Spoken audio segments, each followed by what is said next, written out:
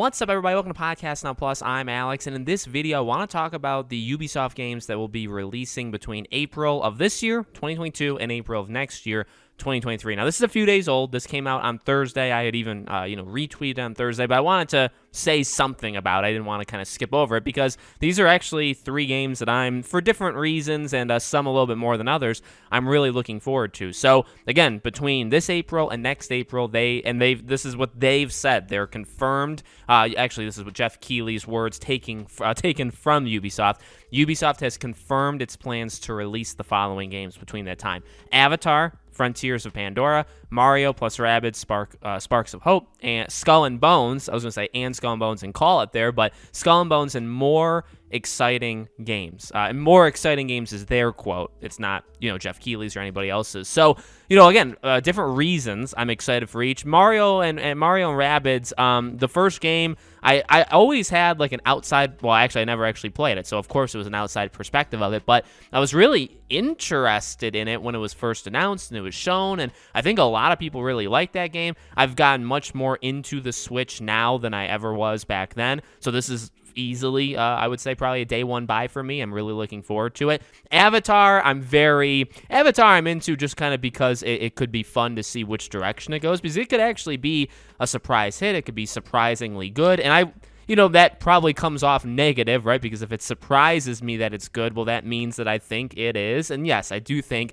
it's probably going to be pretty bad. At least that's just, I don't know. Maybe that's the pessimistic point of view of me, but I'm going to give it a chance for sure. I just don't think it's going to be all that amazing. Hopefully it doesn't fall into the same traps that a lot of other Ubisoft open world games fall into, but it definitely has potential, you know what I mean? So I'm looking forward to it in that way. And then there's Skull and Bones, the game that I never left behind, and I was a pioneer with this game, only for the fact that I was one of the very, very few that would still cover this game every couple months, every single year since the game first got announced, even during the dark ages where the game was very much not cared about by anybody, thought it was canceled. I mean, the game has had, numerous restarts to it, but that, honestly, to me, that excites me the most. The fact that they're now saying, all right, between this April and next April, you're going to see, well, I guess all of them, which is very exciting, but specifically Skull and Bones, it's finally, now will it be a fall game?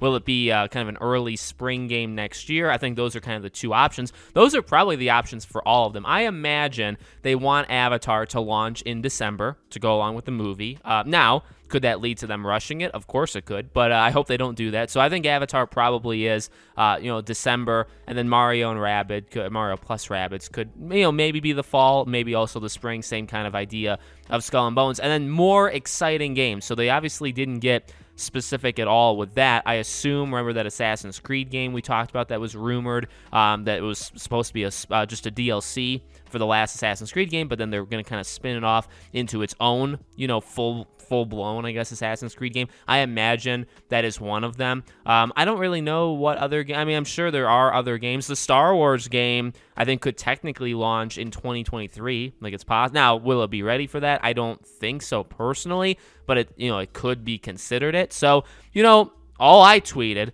is honestly could be a really good year for Ubisoft, and could be. That's the biggest thing. I'm not as negative with Ubisoft as other people are. I definitely think they have their faults, for sure. They also have the claims behind the scenes of how they handle employees and stuff. Obviously, that's not good. But in terms of their actual games, I don't think they're incredible. I think the golden age of Assassin's Creed was 10 plus years ago with Assassin's Creed 2, Brotherhood, Revelations. That era was the best age for that. I think a lot of their games have passed their golden age. Far Cry, I think, is far past it, stuff like that. But I don't think they're absolutely horrible. Like I said, I mean, really all three of those games I have. I think Mario plus Rabbids, it's kind of a slam dunk to be really good. I really don't see that game fluctuating much with that. Skull and Bones, of course, could go all over. It could be awesome. It could be the Pirates game we all want, or it could be complete trash, live service, microtransaction fest. I mean, it could be really bad. So that one is more intrigue. That one also, kind of touches me because of the Pirates aspect of it.